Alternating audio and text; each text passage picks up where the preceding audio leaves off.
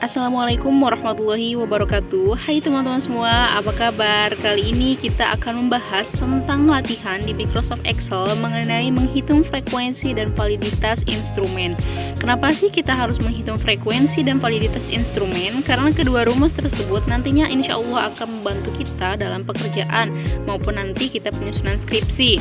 Pengertian dari frekuensi sendiri adalah banyak data yang muncul dari sekelompok data yang sesuai dengan kriteria yang kita inginkan.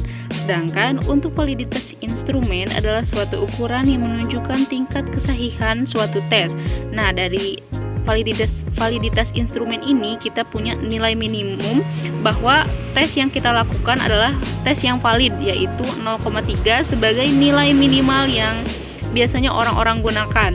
Untuk rumusnya sendiri, menghitung frekuensi kita akan menggunakan count if. Count if sendiri tentunya udah nggak asing ya teman-teman di telinga kita, karena dari semester 1 sendiri kita sudah belajar tentang if. Count if sebetulnya juga tidak beda jauh dengan if itu sendiri. Count if berisi tentang range dan kriteria. Range sendiri adalah kumpulan data yang akan diproses dan kriteria adalah angka berapa yang akan kita cari.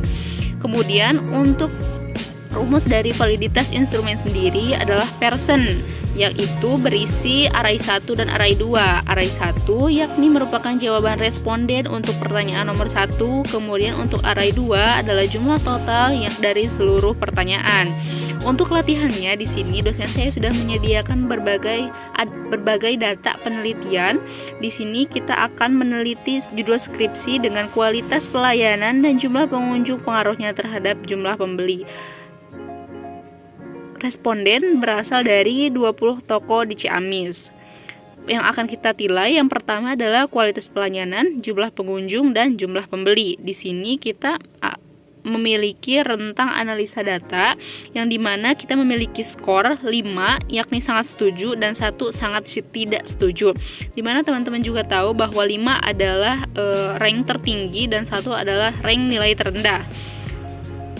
Kemudian untuk latihannya di sini kita memiliki 10 angka ke samping yang merupakan banyaknya pertanyaan dan 20 angka ke bawah yang merupakan jumlah responden yang kita miliki. Dan nilai-nilai yang diisi di dalam kolom-kolom ini adalah nilai yang diberikan oleh responden untuk penilaian kualitas pelayanan Pramuniaga 1. Kemudian ini ada untuk total skor. Di sini kita akan menggunakan rumus dari AutoSum sendiri. Kita akan kosongkan dahulu seperti ini. Kemudian akan kita blok semuanya dan kita akan pergi ke menu home. Dan kemudian kita klik AutoSum dan akan otomatis terisi ya teman-teman angkanya. Sedangkan untuk rata-rata skor sendiri kita akan mengambil dari total skor dibagi dengan 10. 10 itu adalah total dari semua pertanyaan yang diajukan.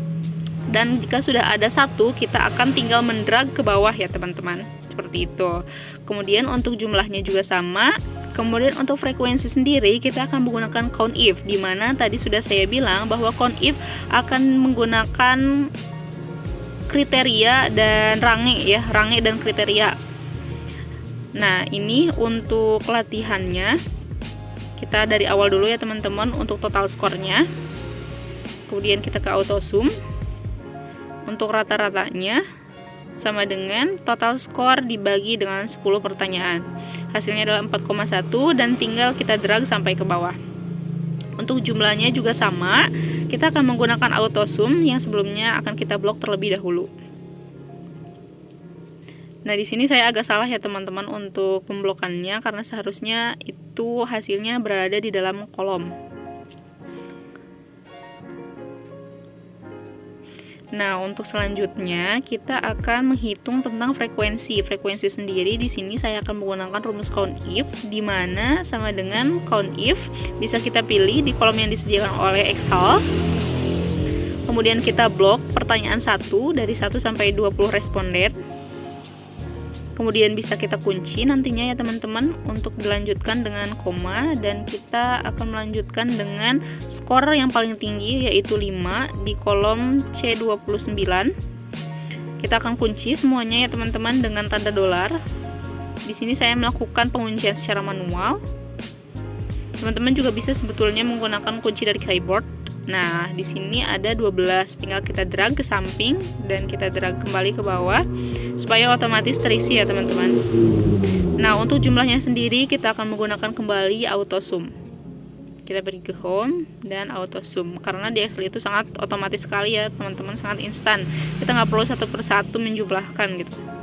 Nah, selanjutnya untuk uji validitas sendiri di kolom V ini atau validitas, kita akan menggunakan rumus Pearson. Tadi ada array 1 dan array 2. Array 1 adalah pertanyaan 1, kita akan blok.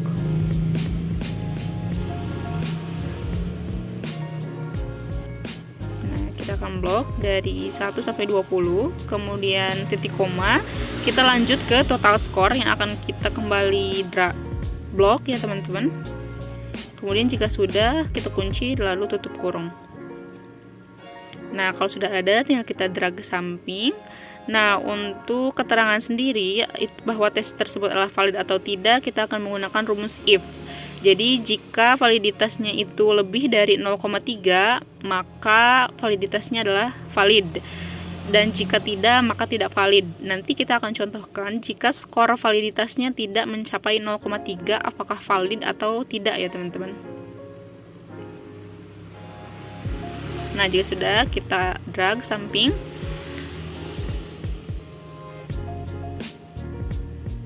Nah, kalau untuk memindahkan ke kolom validitas yang berada di atas itu ya teman-teman, tinggal kita blok.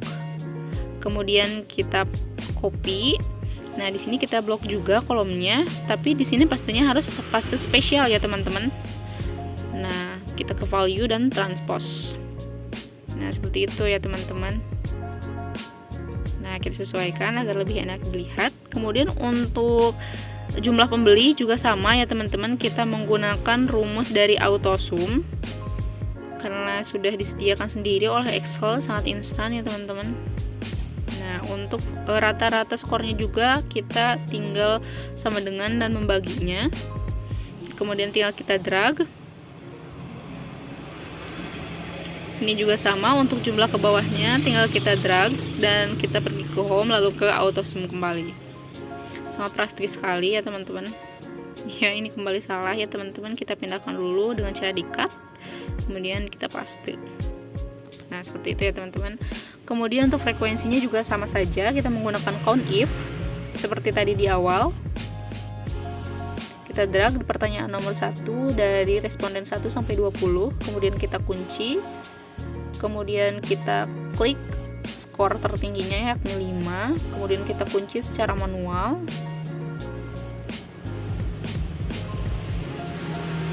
Setelah terkunci semuanya, bisa kita klik enter, lalu setelah ada skornya kita akan langsung drag ke samping dan ke bawah. Untuk jumlahnya juga kita akan menggunakan auto zoom ya teman-teman. Nah, seperti itu. Kalau udah 20 nih teman-teman, berarti itu teh udah betul banget ya, karena kan tadi kita udah bilang bahwa respondennya itu ada 20. Secara frekuensinya juga ada 20, berarti datanya udah betul sekali ya teman-teman, karena sesuai dengan responden yang ada. Gitu ya teman-teman. Ini kita lanjut ke validasi datanya. Selanjutnya untuk kolom validasi sendiri sama dengan tadi yang kita sebutkan. Nah, ini salah ya teman-teman pengunciannya. Kita akan ketik ulang atau klik ulang tabel-tabelnya. Kita drag ulang ya teman-teman dari pertanyaan dari responden 1 sampai 20. Kemudian titik koma, kita drag total skornya, kita tutup kurung, kemudian kita enter. Setelah ada, tinggal kita klik ke samping, drag ke samping. Untuk keterangannya kita menggunakan rumus if.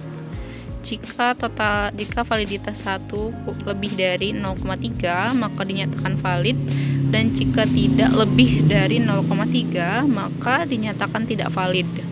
Untuk huruf sendiri di dalam Excel atau di dalam rumus, kita harus menggunakan tanda petik 2 terlebih dahulu ya teman-teman, supaya bisa terbaca oleh Excelnya. Di sini kita akan memasukkan 0,1 sebagai uji coba valid atau tidaknya. Kita drag sampai 0,1 dan ternyata 0,1 nya tidak valid ya teman-teman. Nah, untuk selanjutnya kita hapus aja ya teman-teman untuk yang 0,1 ini. Kemudian kita akan pindahkan kolom uji validitas ini ke kolom yang berdiri ya teman-teman. Kita blok terlebih dahulu kolomnya, kemudian paste spesial values, dan kemudian kita ke transpose. Klik OK dan sesuaikan. Ketika sudah, berarti kita sudah memahami tentang penggunaan rumus count if dan person ya. Selamat ketemu lagi minggu depan.